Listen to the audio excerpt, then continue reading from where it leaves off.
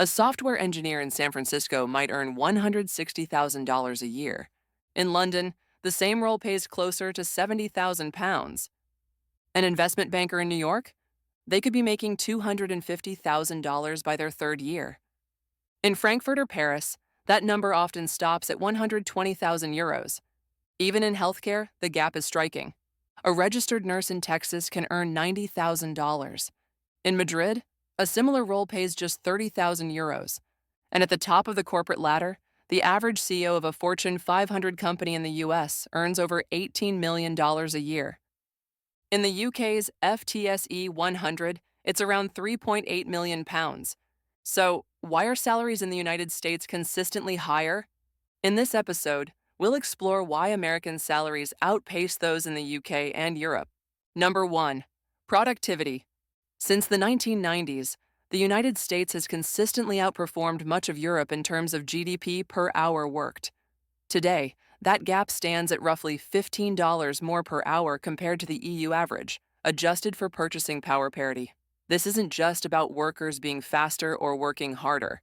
It reflects deeper structural forces, higher capital investment, faster technology adoption, and a scale of innovation that's difficult to replicate. American firms, especially in tech and finance, have reaped the gains of digitalization, automation, and platform dominance. This has translated into greater revenues, and correspondingly, higher wages for employees, especially those in white-collar roles.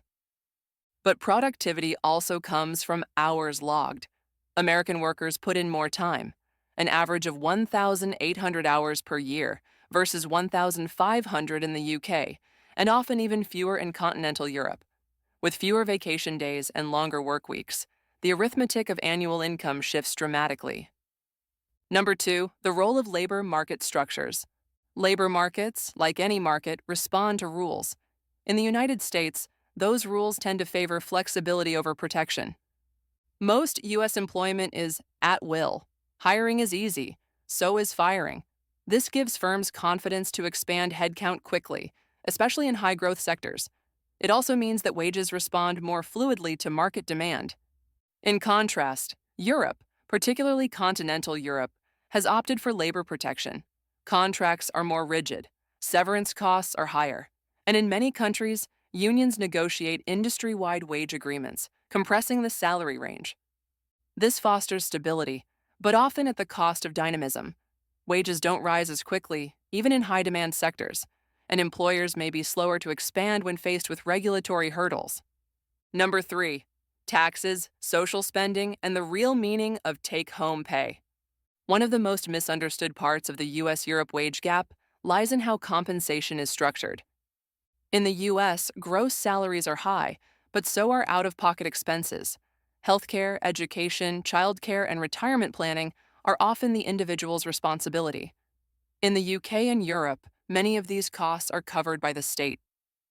According to OECD data, the average tax wedge, the portion of labor cost not received by the employee, is around 40% in Europe, compared to 30% in the US. That's because European employers are funding public health insurance, pensions, unemployment protection, and more. In the US, those same funds go directly into the paycheck, but workers are expected to buy what Europeans receive as a right. A higher salary is not necessarily a better deal.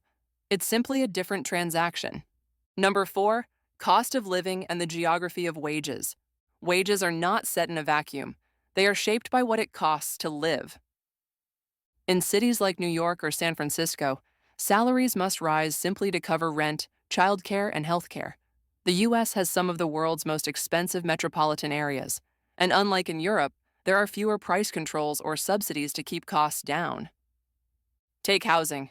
The average rent in London is 36% lower than in New York City. Public transportation, heavily subsidized in Paris or Berlin. And healthcare? In the US, a trip to the emergency room can cost thousands. In most of Europe, it's free at the point of use. This means American salaries are often inflated to offset systemic costs. Local purchasing power, not headline income, is what defines real quality of life. In fact, in many parts of Europe, citizens enjoy similar or better standards of living, despite earning significantly less on paper. Number 5, industrial structure and inequality. Finally, we must talk about what kinds of jobs people are doing and how income is distributed.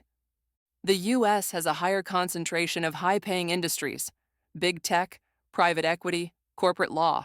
These sectors offer 6 and 7 figure packages, skewing national averages upward.